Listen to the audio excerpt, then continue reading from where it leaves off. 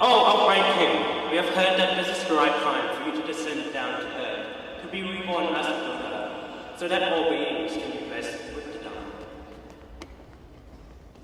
Yes, indeed. It will be a great privilege for mankind to have you as their greatest teacher to guide them to Nibbana.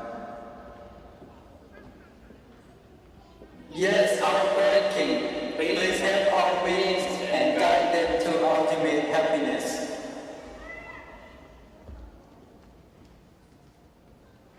Hold on. I understand your good intention to have me reborn as a Buddha, but I have to look down at the world to make sure that the 5 requirements necessary for my final birth in the world are met.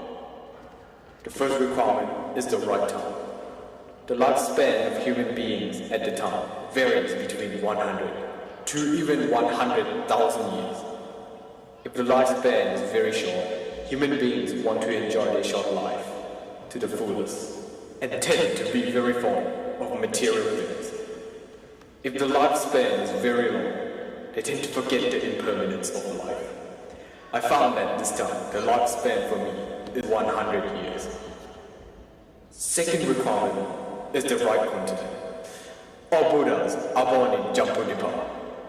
This is because the people here are spiritually more advanced than people in other continents.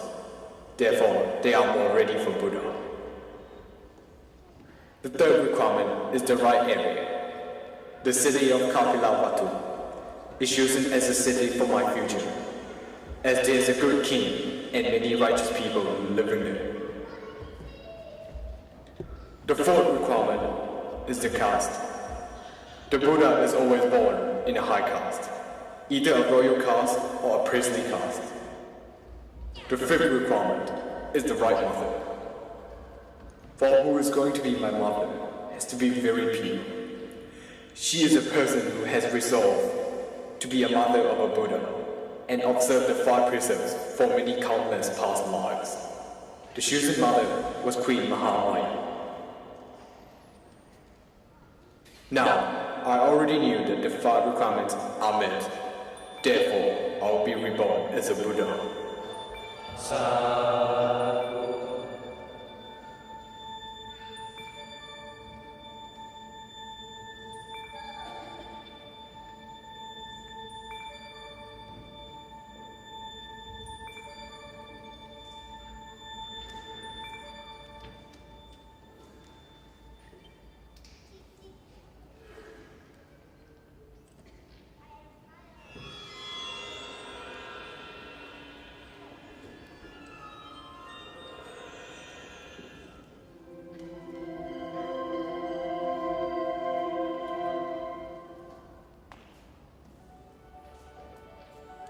The story starts when Queen Mayadeva dreamed that a white elephant descended from heaven and entered her womb.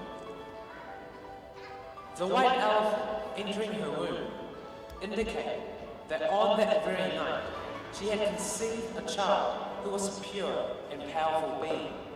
The elephants descending from heaven indicated that her child came from Tisata heaven. When her time came, Queen Maya went into the garden and gave painless birth to the child.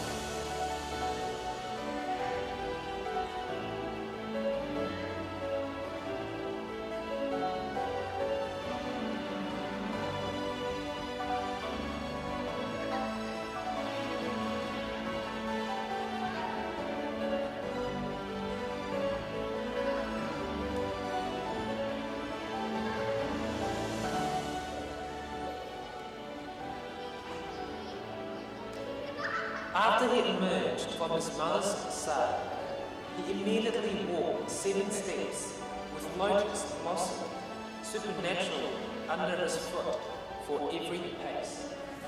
Then he made the pronouncement, I am the Supreme Being, the most sublime being in the world. This is my final rebirth. There is no more round of rebirth for me. On the 5th day, after the prince's birth, he was named Siddhartha. His father invited Brahmins to make predictions about the prince's future. 8 Brahmins prophesied that Siddhartha would become either a universal monarch or a Buddhist. But only the youngest Brahmin foresaw that Siddhartha would definitely become a Buddha. All the time that the prince was growing up, he had a luxurious life. He was blissfully ignorant of the vicissitudes of life outside the palace walls. On one occasion, when the prince was in his youth, he went outside the palace wall with his charioteer. He was shocked at the sight of an old man, a cripple, and a corpse. These woeful signs, seen for the first time in his life, made him realize the universality of sorrow.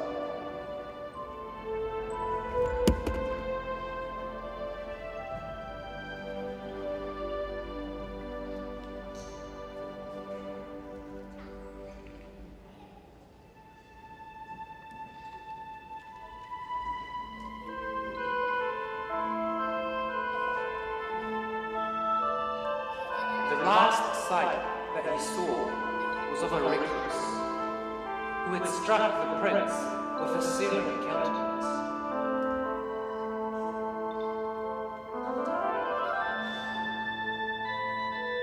After Prince Siddhartha came in contact with the world outside the palace wall, he realized that no one can escape birth, old age, sickness, and death.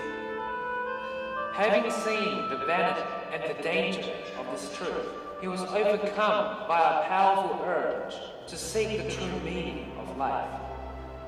At the age of 29, Prince Siddhartha tore himself away from the enchantment of the royal life, renouncing his wife and child. He left the palace on his horse in the middle of the night. He cut off his hair and discarded his royal robes for a hermit's robe. Then he went on his way to seek a solution to those problems of life that deeply disturb his mind. First, he sought guidance from 2 famous sages who taught him all they knew. He reached the highest meditative attainment possible, but was not satisfied. The sage's knowledge was insufficient to grant him what he earnestly sought. So he kept on wandering in search for answers to his questions. Finally, in the forest, at the edge of the river Naranjana near Gaya, Siddhartha practiced meditation and penance for 6 years, yet nothing happened. But then he realized that the enlightenment could not come through mortifying the flesh. He continued on his quest and came to a sacred body tree where he sat beneath it and made a resolution. Through only my skin, sinews, and bones remain, and my blood and flesh dry up and wither away. Yet will I never stir from this seat until I have attained full enlightenment. Mara, the demon, fearful of Bodhisattva's power, sent his 3 beautiful daughters, followed by an army of devils, to distract him. When they all failed, Mara attacked the Bodhisattva with a terrible weapon, but all this was useless, as the motionless monk sat in meditation. It was here that Bodhisattva attained knowledge of the way things really are. It was through his knowledge that he acquired the title Buddha, meaning the awakened one.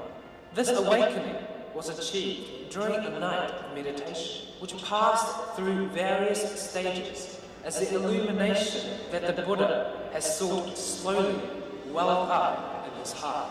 He knew the exact condition of all beings and the causes of the rebirths. He became enlightened about human pain, its genesis, and the means of destroying it. This happened on the 15th day of the 6th waxing moon. The remaining 45 years of the Buddha's life was spent journeying, preaching, and teaching, which gained many followers. By the time the Buddha reached the age of 80, he was preparing for his Nibbana by making his last journey to Kusinara, where he addressed Venerable Ananda. Ananda, it may be that you will think the teacher's instructions has ceased. Now we have no teacher. But it should not be seen like that. For what I have taught and explained is Dharma and discipline will, at my passing, be your teacher. The day of complete Nibbana, the full moon shines brightly in the sky. The greatest teacher, the most enlightened, gave his last sermon before attaining complete Nibbana.